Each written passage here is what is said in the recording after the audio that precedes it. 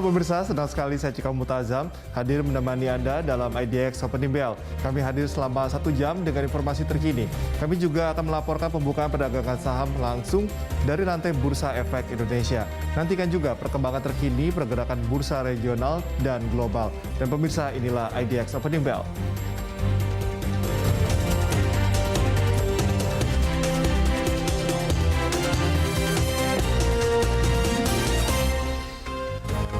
Baik, sebelum kita menuju Bursa Efek Indonesia untuk melihat pembukaan perdagangan saham, kita cermati IHSG perdagangan kemarin, di mana IHSG ditutup di zona merah dengan pelemahan sebesar 35,02 poin atau 0,53% ke level 6.616,02. Indeks LQ45 juga ditutup melemah sebesar 9,23 poin atau 0,97% ke level 942,2. Kemudian indeks berbasis syariah yang tergabung dalam Jakarta Islamic Index atau JII ditutup melemah sebesar 6,02 poin atau 1,06% ke level 560,49. Selanjutnya indeks investor 33 ditutup melemah sebesar 4,39 poin atau 0,99% ke level 437,03. Pemirsa, sejumlah perusahaan sekuritas telah membuat prediksi pergerakan indeks serta rekomendasi saham yang beragam untuk perdagangan hari ini. Kita simak bersama.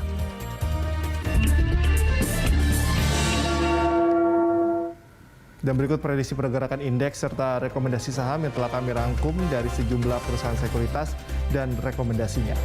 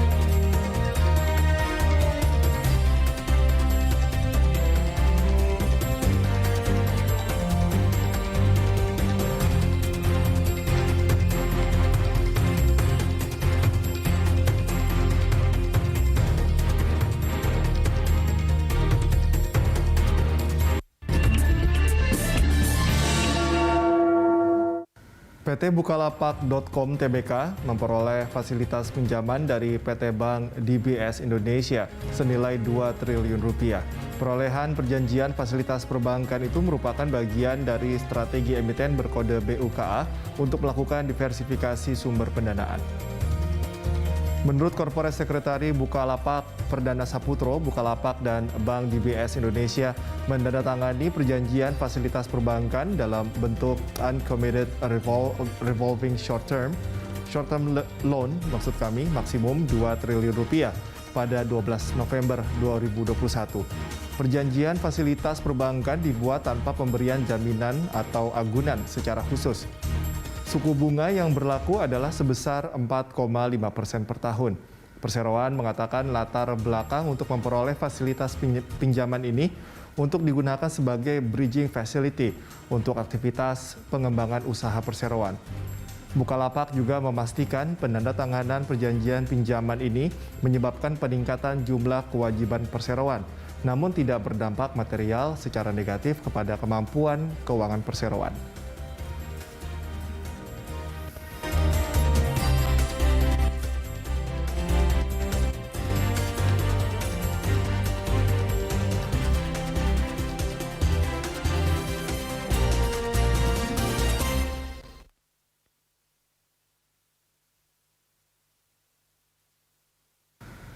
PT Dian Swastatika Sentosa Tbk berencana akan melakukan pemecahan saham atau stock split dengan rasio 1:10. Setelah stock split, harga saham emiten dengan harga termahal di Bursa Efek Indonesia ini akan menjadi Rp25 dari sebelumnya Rp250. Manajemen perseroan mengatakan stok split ini diharapkan dapat meningkatkan minat investor untuk membeli saham, meningkatkan jumlah pemegang saham, meningkatkan likuiditas saham, dan mendukung pertumbuhan nilai perseroan. Dengan stok split ini, jumlah saham perseroan yang beredar akan bertambah menjadi 7,7 miliar saham dari sebelumnya sebanyak 770 juta saham. Untuk menjalankan aksi korporasi ini, emiten berkode DSSA rencananya akan melakukan rapat umum pemegang saham luar biasa pada 22 Desember 2021. Adapun sejak awal tahun hingga saat ini, saham DSSA tercatat telah mengalami kenaikan 214,22%. Saham ini memiliki kapitalisasi pasar senilai 38,74 triliun rupiah. Melambungnya saham DSSA tak lepas dari peningkatan harga batu bara dan rencana entitas usaha mengakuisisi aset tambang di Australia.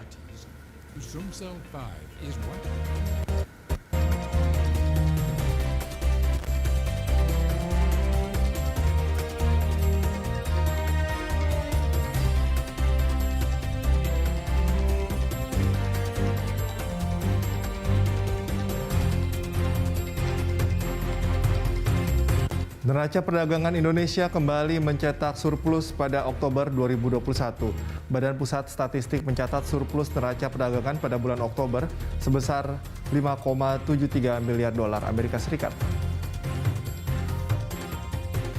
Badan Pusat Statistik mencatat neraca perdagangan Indonesia kembali mengalami surplus pada Oktober 2021. BPS menyebut nilai ekspor dan surplus neraca perdagangan pada Oktober ini merupakan yang tertinggi sepanjang sejarah. Surplus neraca perdagangan ini terjadi karena ekspor pada bulan lalu mencapai 22,03 miliar dolar Amerika Serikat. Sedangkan impor hanya sebesar 16,29 miliar dolar Amerika Serikat. Maka surplus neraca perdagangan adalah sebesar 5,73 miliar dolar Amerika Serikat. Kepala BPS Margo Yuwono mengatakan nilai ekspor Indonesia pada Oktober lalu melampaui ekspor pada Agustus 2020 yang sebesar 13,07 miliar dolar Amerika Serikat. Tak hanya ekspor saja, surplus neraca perdagangan yang tercatat selama 18 bulan beruntun pada Oktober juga merupakan yang tertinggi. Demikian Bapak-Ibu sekalian mengenai impor. Nah, sekarang bagaimana kalau keduanya kita gabung ya untuk melihat neraca perdagangan kita ya pada bulan Oktober 2021 ini. Dengan nilai ekspor sebesar 22,03 miliar US dollar di bulan Oktober tadi saya sampaikan, dan impor kita di bulan Oktober ini adalah 16,29 miliar US dollar. Maka kalau kita kalkulasi ya neraca perdagangan kita di bulan Oktober 2021 ini tercatat surplus sebesar 5,73 miliar US dollar ya. Jadi neraca perdagangan barang Oktober 2021 ini ya tercatat surplus sebesar 5,73 miliar US dollar ya. Dan ini kalau kita lihat ya secara tren ya, neraca perdagangan Indonesia ini ya telah membukukan surplus selama 18 bulan secara beruntun gitu. Margo mengatakan, surplus neraca perdagangan pada bulan Oktober 2021 ini didukung oleh beberapa komoditas seperti bahan bakar mineral, minyak dan lemak hewan nabati, serta besi dan baja. Sementara dari negara mitra dagang, surplus didorong oleh kinerja surplus dengan beberapa negara, termasuk dengan negara Amerika Serikat yang mencatat surplus 1,7 miliar dolar Amerika Serikat. Kedepan Margo berharap surplus yang cukup tinggi ini akan berlanjut dan kinerja ekspor yang baik bisa dipertahankan sehingga bisa membawa dampak positif pada pemulihan ekonomi. Ekspor di Oktober 2021 mencapai 22,03 miliar dolar Amerika Serikat atau meningkat jika dibandingkan bulan sebelumnya. Nilai ekspor itu merupakan yang tertinggi sepanjang sejarah. Ekspor Indonesia pada Oktober 2021 tercatat sebesar 22,03 miliar dolar Amerika Serikat. Ekspor ini meningkat dibanding bulan sebelumnya yang sebesar 20,60 miliar dolar Amerika Serikat. Ekspor pada Oktober 2021 ini mengalami kenaikan 6,89% dibandingkan September 2021 dan naik sebesar 53,35% dibanding Oktober tahun lalu. Sementara impor Indonesia pada Oktober 2021 mencapai 16,29 miliar dolar Amerika Serikat. Angka impor tersebut jika dibandingkan bulan lalu mengalami kenaikan sebesar 0,36% dan tumbuh 51,06% dibandingkan periode yang sama tahun lalu. Sama seperti ekspor, impor migas dan non-migas sama-sama mengalami pertumbuhan secara month to month atau year on year. Pemirsa, seperti apa pergerakan bursa global dan regional hari ini? Informasinya usai jeda.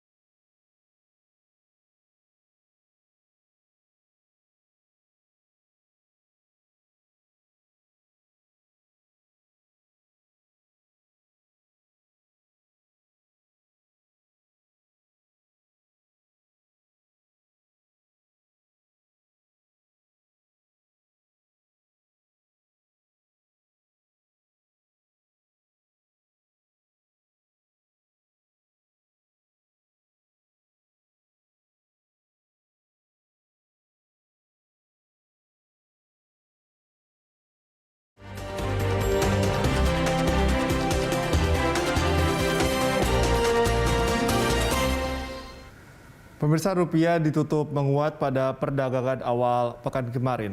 Kembali surplusnya neraca perdagangan Indonesia jadi sentimen positif untuk rupiah. Lantas bagaimana pergerakan rupiah terhadap sejumlah mata uang dunia pagi ini? Berikut datanya. Baik, kita simak untuk dolar Amerika melemah 0,19% di 14.233, sementara untuk euro juga melemah 0,23% di 16.289,67. Japanese yen kita sama-sama melihat melemah 0,05% di 124,93. Chinese yuan melemah 0,02% di 2.230,67 dan dolar Singapura juga melemah 0,03% di 10.523,48.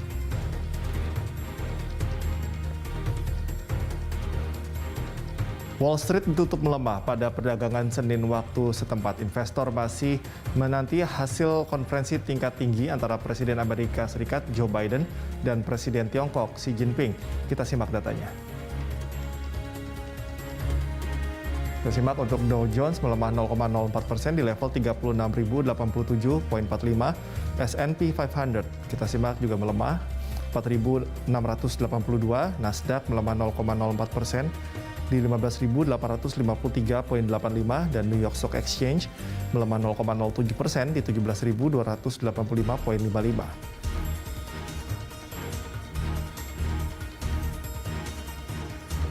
Berbanding terbalik dengan Wall Street, bursa Eropa ditutup kompak menguat pada perdagangan Senin waktu setempat. Kinerja keuangan emiten yang di atas ekspektasi membuat investor terus lakukan aksi beli.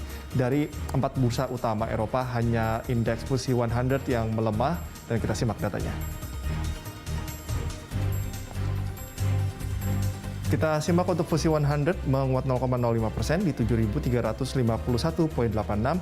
DAX menguat 0,34% di level 16.148,64. CAC 40 menguat 0,53% di level 7.128,63.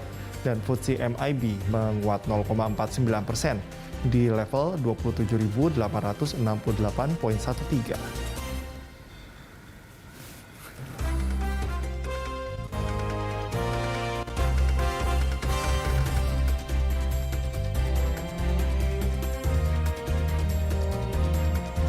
Sementara bursa Asia Pasifik dibuka beragam pada perdagangan pagi ini karena investor bereaksi terhadap data perdagangan Tiongkok yang dirilis selama akhir pekan. Kita lihat datanya. Oke, kita lihat untuk Shanghai menguat 0,09% di level 3.536,39. Kospi Korea menguat 0,15% di level 3.003,88. Hang Seng menguat 0,22% di level 25.447,17. Nikkei melemah 0,03% di 29.767,94. Selanjutnya kita simak untuk Straits Times menguat 0,04% di 3.241,84. KLSI Kuala Lumpur kita simak menguat 0,17% di level 1.525 dan ASX 200 melemah 0,42% di level 7.401.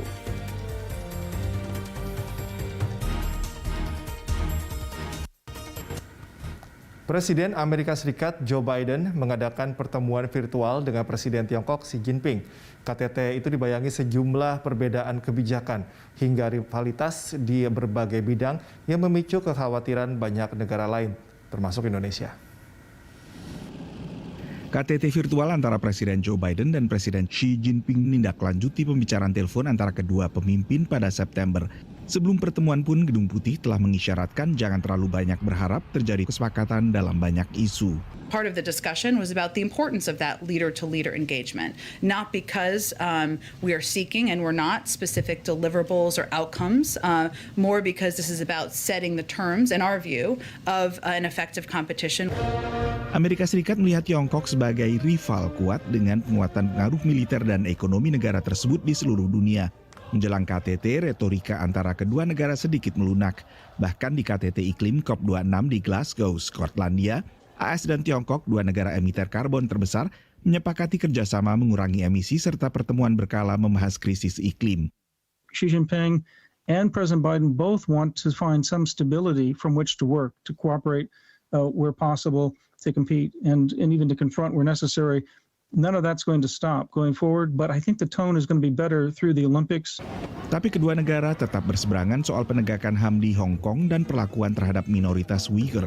Belum lagi perbedaan soal perdagangan, kebebasan pelayaran internasional, dan peningkatan kehadiran militer Tiongkok di Laut Tiongkok Selatan dan Selat Taiwan. Both sides would like to avoid conflict, but neither side is willing to back down or change its goals. And some of those goals and interests are simply incompatible, especially in the Western Pacific. So the leaders are searching for some sort of formula that meets each other's minimal goals that will allow them to try to manage this competition rather than have it escalate to conflict. Tiongkok belakangan menyoroti sejumlah langkah AS memperkuat kerjasama dengan negara-negara Indo-Pasifik, termasuk Forum Keamanan Kuadrilateral melibatkan India, Jepang, dan Australia. Selain penguatan kerjasama antara negara-negara anggota The Quad, satu lagi kebijakan Amerika Serikat yang mendapat sorotan tajam oleh Tiongkok adalah pengadaan kapal selam bertenaga nuklir bagi Australia lewat kerjasama trilateral AUKUS yang juga melibatkan Inggris. Sejumlah negara diantaranya Indonesia khawatir bahwa langkah ini akan semakin memperparah perlombaan senjata di kawasan Indo-Pasifik. Tapi dalam wawancara dengan VOA, Dubes AS untuk Indonesia mengatakan kerjasama ini justru akan memperkuat stabilitas kawasan. Australia has been a very responsible country. They have a perfect record on proliferation, on commitment to non-proliferation has always been very, very strong. So I have no concerns that this will somehow lead to proliferation or an arms race in the region. I really do think it's going to contribute greatly to us working with ASEAN to promote ASEAN outlook on Indo-Pacific. Dubes Kim juga melihat Indonesia sebagai pemimpin kawasan yang berkepentingan untuk menangkal kebijakan agresif pemerintah Beijing di perairan kawasan. Dari Washington DC dan Jakarta, Nova Purwadi, Rafki Hidayat, dan tim VOA. Pemirsa, seperti apa pembukaan pasar saham awal pekan ini? Simak pembahasannya bersama rekan Anggita Wulandewi. Sejeda.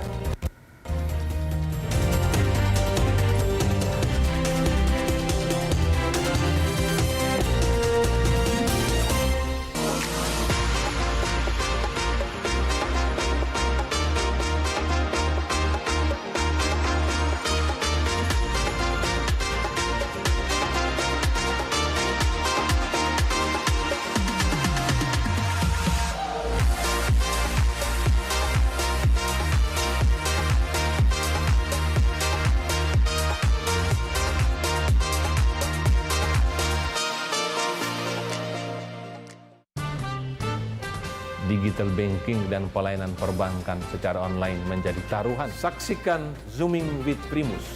Tidak melakukan kegiatan sertifikasi. Polisi di moneter itu sudah on the right track. Mana kita menghidupkan tim dari Business Continuity Management. Normal untuk seluruh BUMN. Kami persilakan. Membahas topik-topik penting yang Anda nantikan. Jadi saya sedang mengorkestrasi, menyelesaikan deployment ICT infrastructure. Arah bank ke depan itu tidak hanya pada kredit, tapi juga fee-based income yang mengarah pada payment system. Investor itu mereka minimal punya bumper itu kurang lebih sekitar 30%. Zooming with Primus bersama saya, Primus Dorimulu. Saksikan Zooming with Primus setiap Kamis pukul 13.00 waktu Indonesia Barat.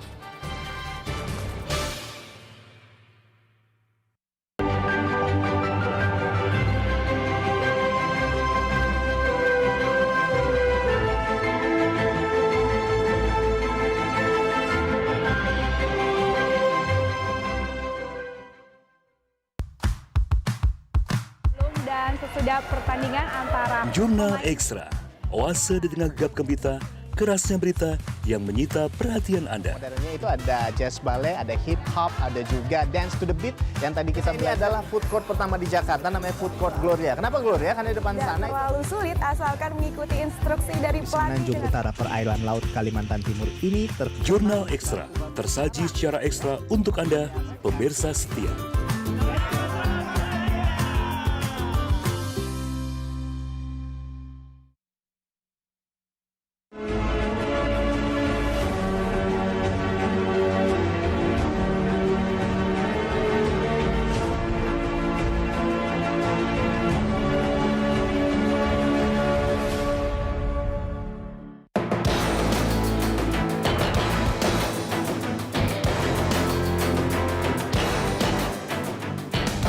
Dari Okinawa, Jepang, saya Rolando Sambuaga dan Anda menyaksikan Berita 1 News Channel.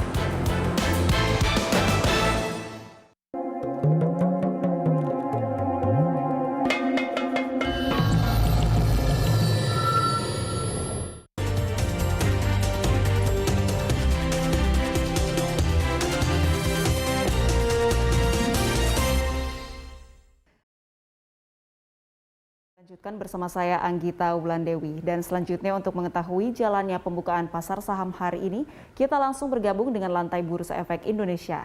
Di sana sudah ada rekan Nadia Hutagalung dan juru kamera Haryadi Jamal. Ya Nadia, IHSG pada perdagangan kemarin ditutup di zona merah. Bagaimana prediksi analis untuk perdagangan hari ini? Ya, Anggita dan juga pemirsa, indeks harga saham gabungan di hari Senin kemarin memang ditutup melemah 0,53% di level 6.616,02. Dan sesaat lagi kita akan melihat pembukaan perdagangan pada sesi 1 pagi hari ini. Namun sebelumnya kami akan menginformasikan terlebih dahulu terkait dengan prediksi ataupun juga rekomendasi saham dari sejumlah analis.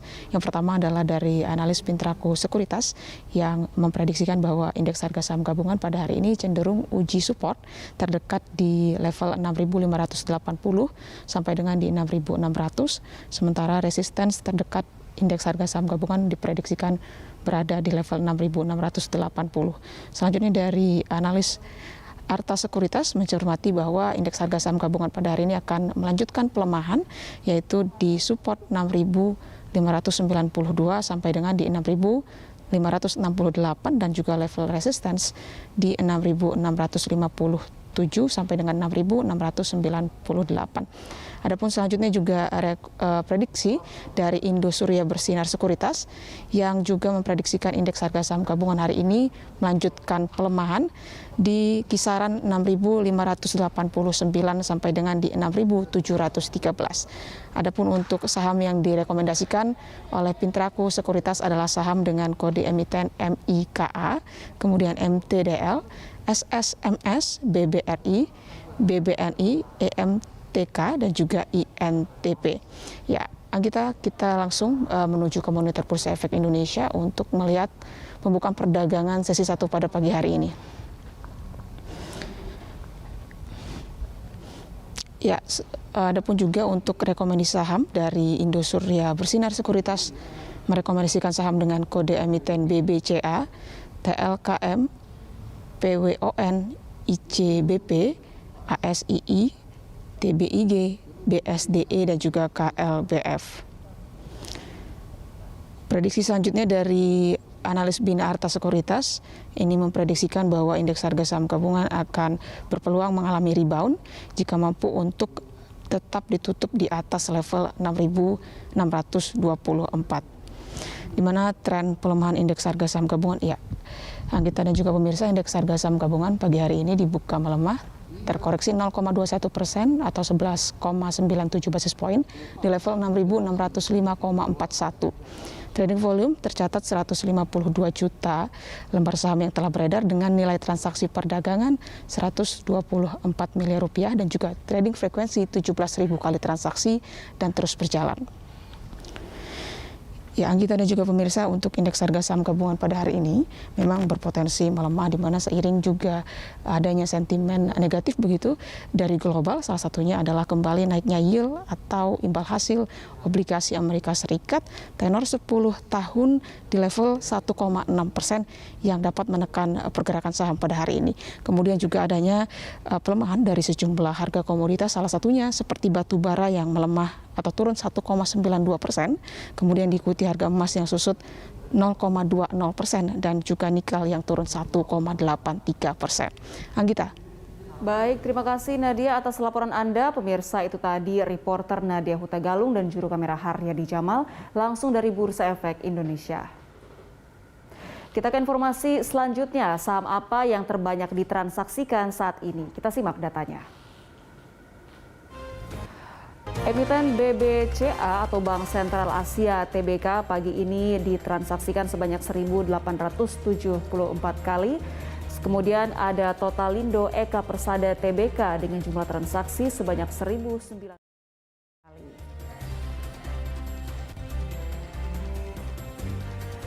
Selanjutnya, saham apa saja dengan nilai perdagangan terbesar saat ini? Kita simak datanya. Ada Bank Sentral Asia TBK dengan value sebesar 60,8 miliar rupiah, diikuti oleh Bank Rakyat Indonesia Persero TBK dengan nilai sebesar 42,1 miliar rupiah.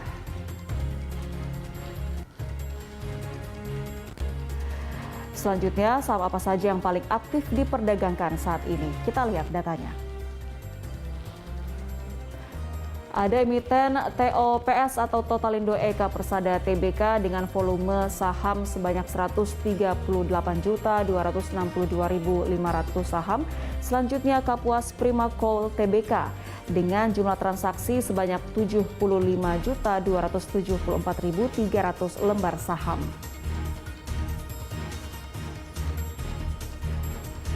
Berikutnya kami akan tampilkan data saham dengan kenaikan terbesar berdasarkan perubahan persentase hingga saat ini. Kita simak datanya. Ada emiten Pan Brothers TBK yang naik sebanyak Rp21 ke level Rp173 per saham. Selanjutnya ada emiten Century Textile Industry TBK. Ya, ada pemurun data. Selanjutnya ada emiten dengan kode KOBX, yaitu Kobexindo Tractors TBK yang naik Rp20 ke level Rp228 per lembar saham.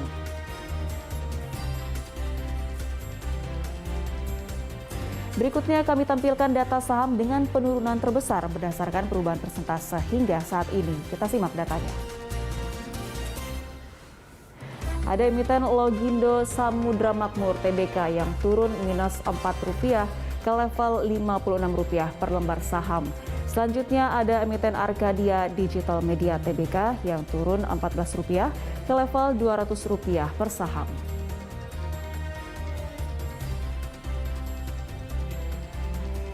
Selanjutnya saham dengan kenaikan terbesar berdasarkan perubahan harga hingga saat ini. Kita simak datanya.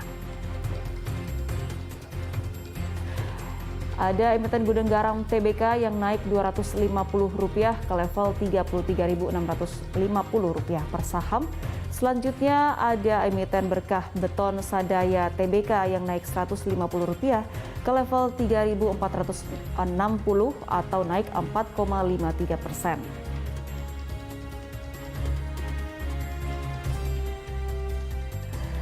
Berikutnya kami tampilkan saham dengan penurunan terdalam berdasarkan perubahan harga hingga saat ini. Kita lihat bersama. Emiten Bank Jago TBK turun minus Rp275 ke level Rp15.350 per lembar saham. Kemudian Bank Sentral Asia TBK atau BBCA turun minus Rp125 ke level Rp7.375 atau terkoreksi 1,66%.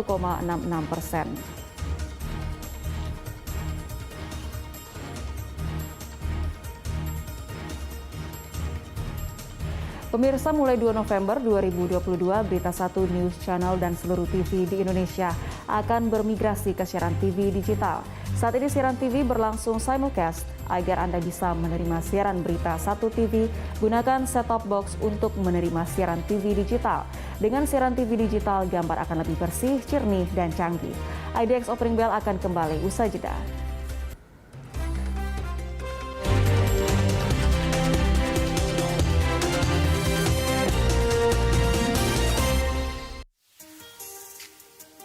Kegiatan industri di daerah terpencil memang penuh tantangan, tapi ada solusi yang memudahkan. Linknet menghadirkan remote solution untuk aktivitas dan logistik bisnis di daerah yang sulit diakses. Fleet Management System yang dapat menekan operasional biaya. Radio mesh yang terintegrasi sistem, serta Manpack Communication yang praktis di segala tantangan. Kondisi geografis tak lagi jadi tantangan. Semuanya demi kelancaran bisnis hingga logistik perusahaan. Segera hubungi call center kami untuk dapatkan dukungan yang memadai. Dengan solusi remote area yang terpercaya.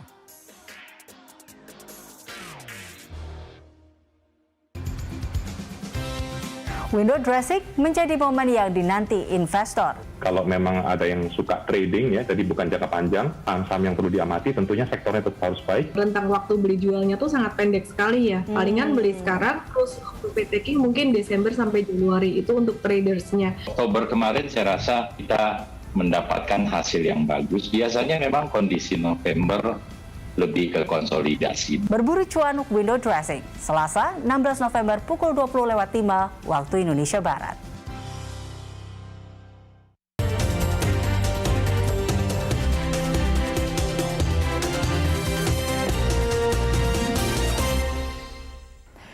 Pemirsa, perdagangan saham di Bursa Efek telah dibuka dan selanjutnya kita akan mencermati kinerja perdagangan saham hari ini.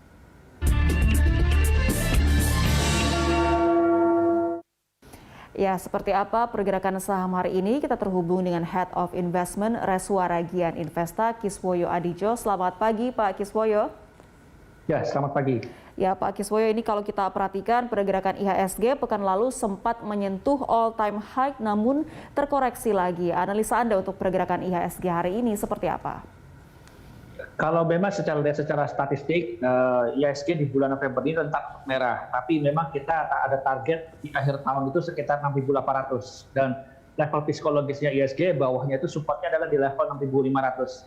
Sehingga kalau ada koreksi pun itu hal yang wajar dan ini koreksi sehat karena kita sudah naik cukup tinggi dan koreksi paling tidak minim-minimnya harusnya masih bisa dan masih sangat aman ke level psikologis level 6.500 lagi gitu. Jadi kalau kita lihat memang bulan depan Desember itu harus ada harga 6.800. Tinggal pindahnya adalah semasa ini kan masih ada waktu sekitar setengah bulan lagi ya sampai akhir bulan ini November.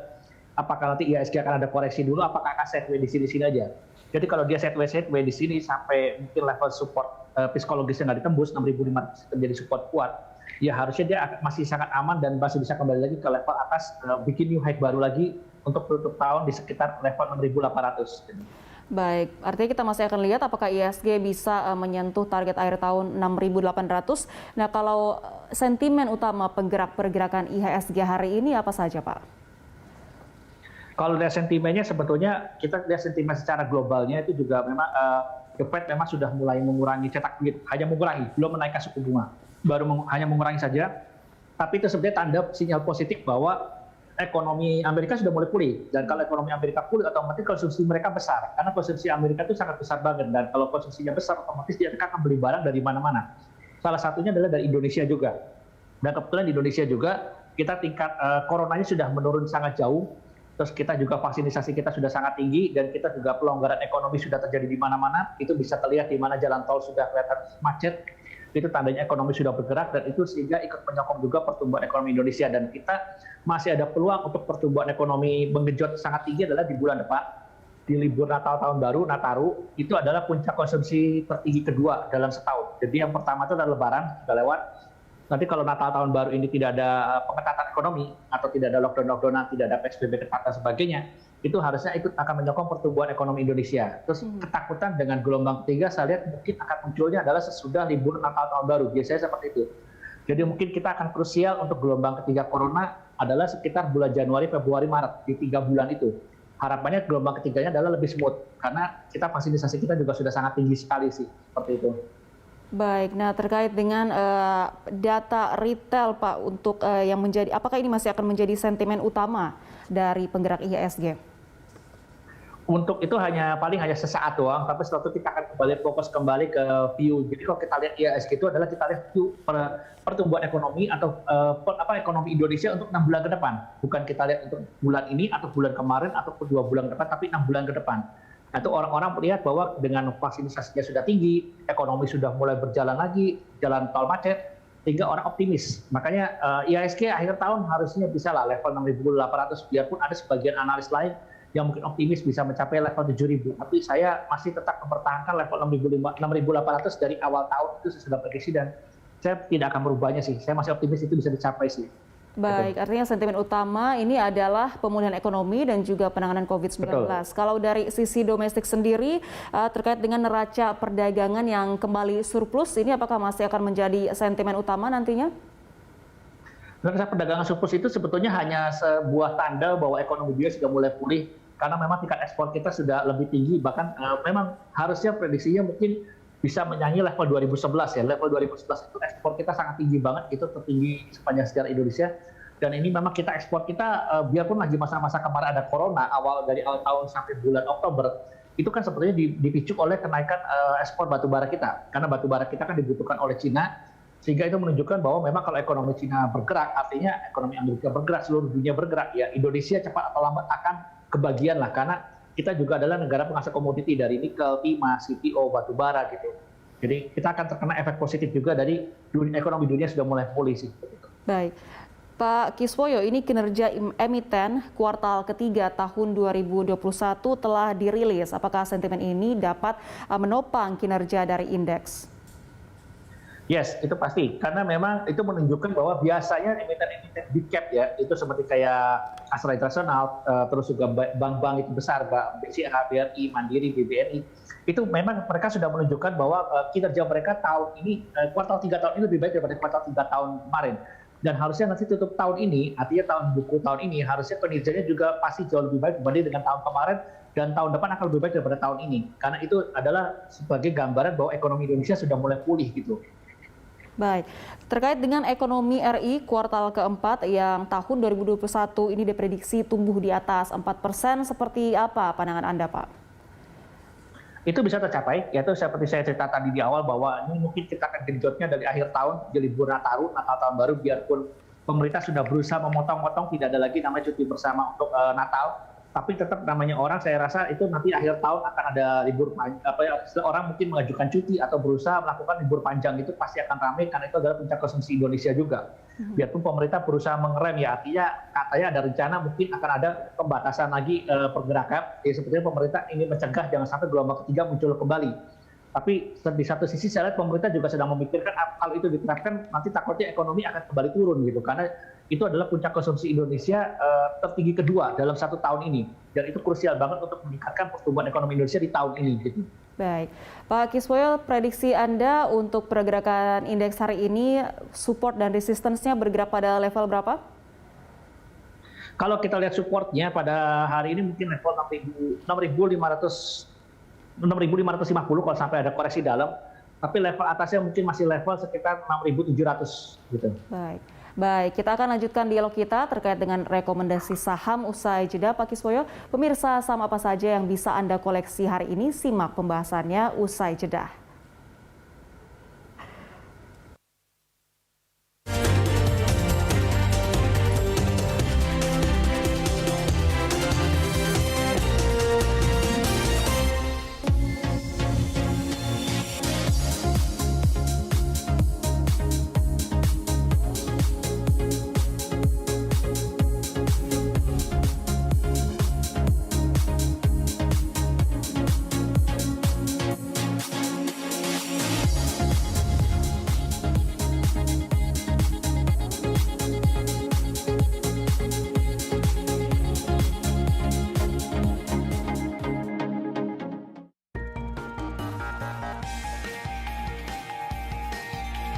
Untuk bumi tempat kita berpijak. Untuk kehidupan yang lebih ramah lingkungan.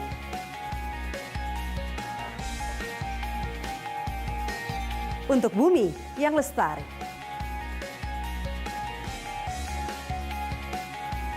Kami persembahkan Green Talk setiap Senin pukul 20:05 waktu Indonesia Barat.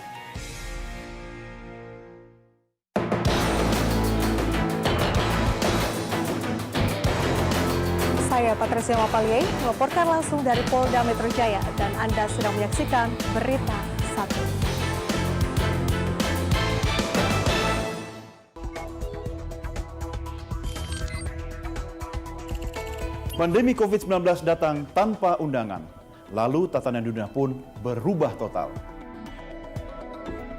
Keharusan jaga jarak dan sosial memaksa kita masuk lebih cepat pada peradaban baru, peradaban digital 4.0.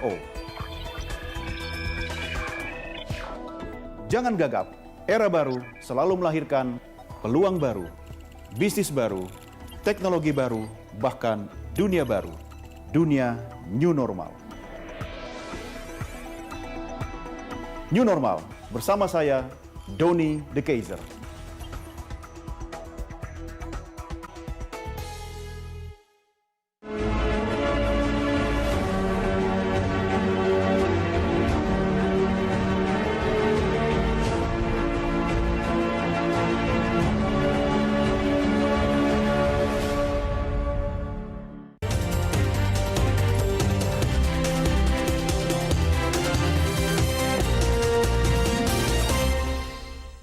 Ya pemirsa, kita lanjutkan dialog pembahasan saham kita masih bersama dengan Head of Investment Reswara Gian Investa, Kiswoyo Adijo.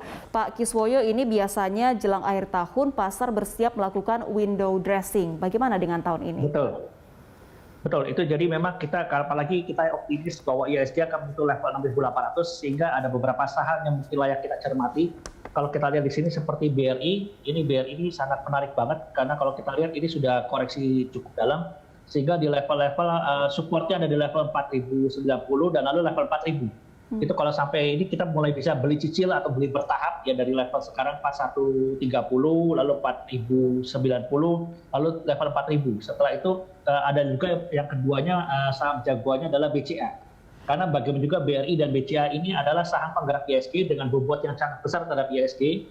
Untuk BCA mungkin kita bisa mulai menunggu di level 7.380, lalu yang di bawahnya lagi bisa kita tarik, ada satu level di bawah sini juga bisa untuk level beli, itu level 7250-an, lalu setelah itu 7150. Terus ada satu lagi emiten Telkom, itu menarik juga, ini memang penggerak IHSG tapi memang bobotnya tidak sebesar BRI atau BCA, tapi jangan lupa bahwa anak perusahaan dia akan IPO di bulan ini, itu adalah perusahaan pemilik menara BTS dengan jumlah menara terbesar di Indonesia. Sehingga Telkom kemarin di level ini saya sudah mulai cicil beli di level 3640, lalu setelah itu bisa kita cicil beli lagi di level 3570, lalu level 3500, dan mungkin terakhir kalaupun ada angka 3.440 kita bisa beli lagi di situ. Jadi tiga saham ini menarik sih untuk dibeli gitu. Baik, itu tadi ya Pak Kiswoyo terkait dengan saham di sektor perbankan, investor sebaiknya masih mencermati BBRI dan BBCA, lalu di sektor telekomunikasi saham dari Telkom Indonesia. Ini hampir semua emiten semen Pak, kalau kita lihat di sektor lain mengalami kenaikan laba pada kuartal ketiga. Prospeknya seperti apa? Kalau kita lihat prospek sektor semen memang sebetulnya mereka mulai bangkit sebetulnya, tapi backbone-nya mereka adalah di properti, sehingga kalau misalnya pemulihan ekonomi ini berjalan terus, tidak ada pengetatan ekonomi, lalu setelah itu tahun depan gelombang 3-nya di awal tahun adalah smooth, artinya tidak tinggi seperti gelombang kedua, itu properti juga akan mulai bergerak, dan biasanya properti itu adalah kalau menggerakkan properti itu otomatis semennya pasti akan bergerak juga, karena semen itu kan dibutuhkan lebih banyak untuk properti. Kalau infrastruktur itu butuh semennya tidak sebanyak properti. Sehingga saat ini mungkin belum terlihat tandanya, tapi kalau misalnya awal tahun nanti gelombang ketiganya smooth dan tidak ada pengetatan ekonomi, ya mungkin mulai akhir semester 1 atau kuartal 2 sektor properti bergerak, sektor semen mungkin baru mulai akan bergerak lebih tinggi pergerakan harga sahamnya begitu.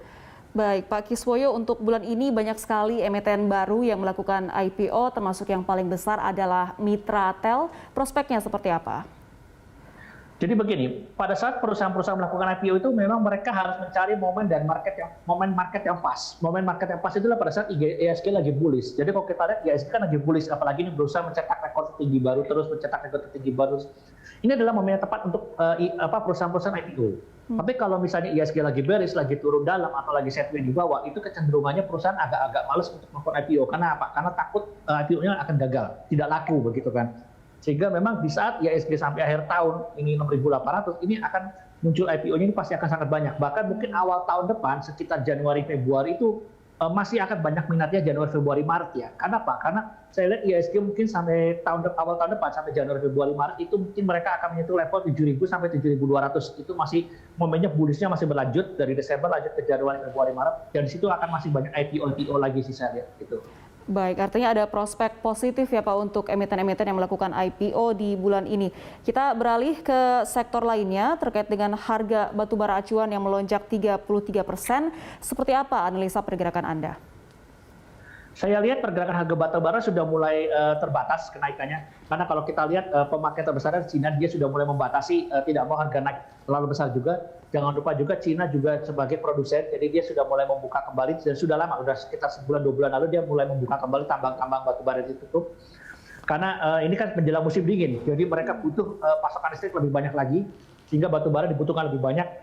Tapi setelah itu jangan lupa, batu bara ini adalah energi nomor 3. Nomor 1, nomor 2-nya adalah oil dan gas. Dan oil dan gas itu memang kemarin harganya naik tinggi, makanya harga batu bara juga naik tinggi. Tapi kalau kita lihat harga oil dan gas ini juga kayaknya sudah akan mulai turun menjelang akhir bulan ini, bahkan sampai bulan depan. Karena negara-negara produsen oil dan gas terbesar itu model Arab Saudi, Rusia, dan Amerika Serikat, mereka sepertinya akan meningkatkan pasokan mereka kembali ke dunia, karena ini memang mereka ada kejutan, karena ekonomi tahun kemarin kan ada corona slowdown. Nah sekarang ketika ekonomi bangkitnya lebih cepat daripada prediksi perkiraan mereka untuk meningkatkan produksi mereka itu mereka butuh waktu. Jadi sebetulnya kapasitas produksi dari negara-negara produsen oil dan gas itu belum maksimal. Nah kalau untuk batu bara itu paling mudah, itu tinggal diekspansi lagi, tinggal digali lebih banyak lagi. Sehingga saya lihat mungkin kemungkinan besar harga sudah kemungkinannya udah terbatas banget.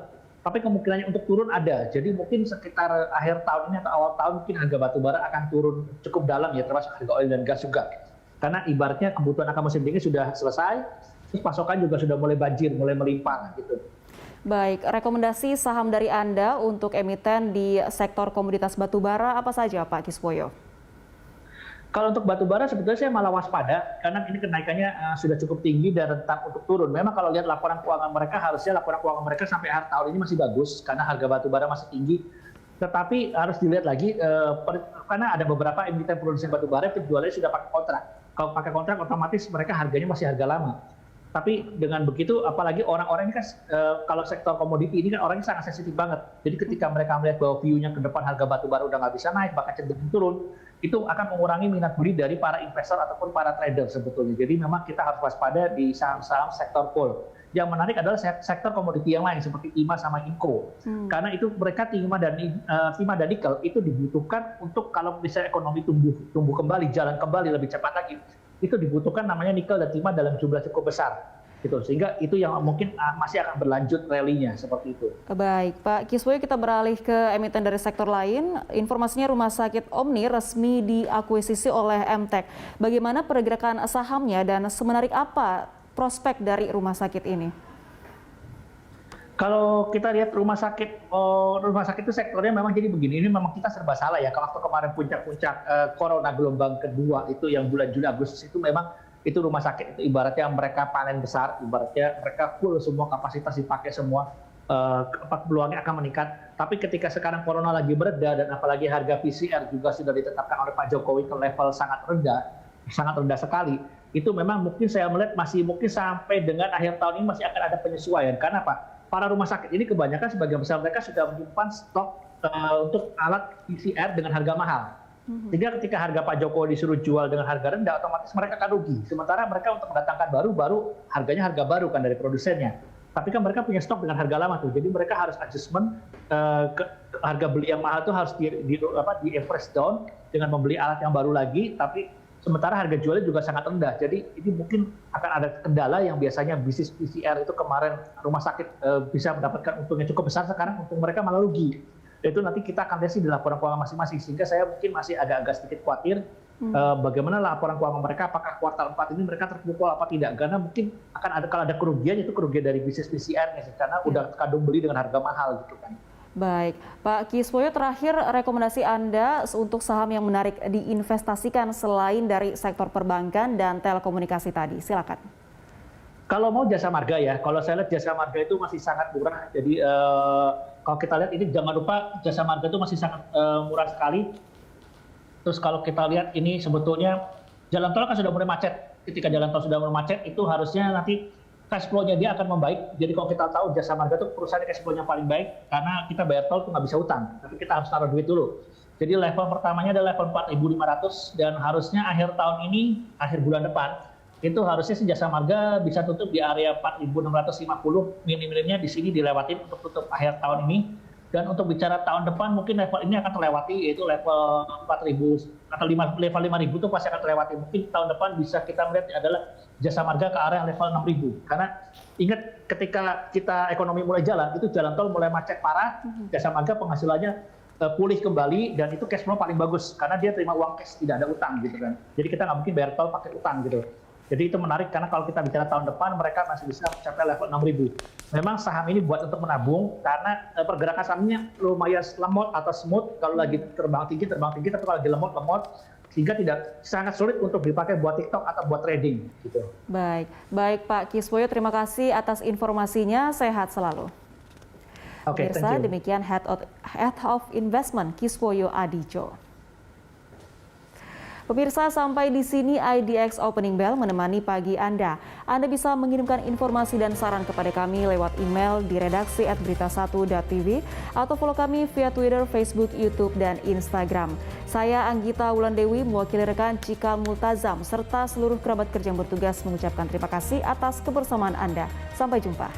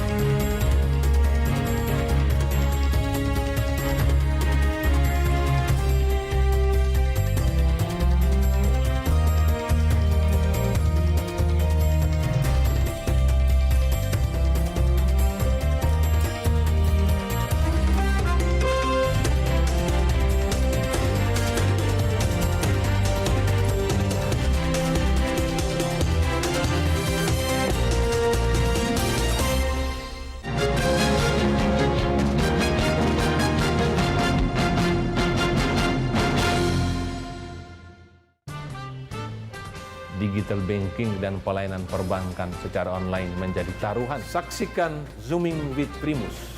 Tidak melakukan kegiatan sertifikasi. Polisi di moneter itu sudah on the right track. Mana kita menghidupkan tim dari Business Continuity Management. Normal untuk seluruh BUMN. Kami persilakan. Membahas topik-topik penting yang Anda nantikan. Jadi saya sedang mengorkestrasi, menyelesaikan deployment ICT infrastructure. Arah bank ke depan itu tidak hanya pada kredit, tapi juga fee-based income yang mengarah pada payment system. Investor itu mereka minimal Pak punya baham itu kurang lebih sekitar 30%. Zooming with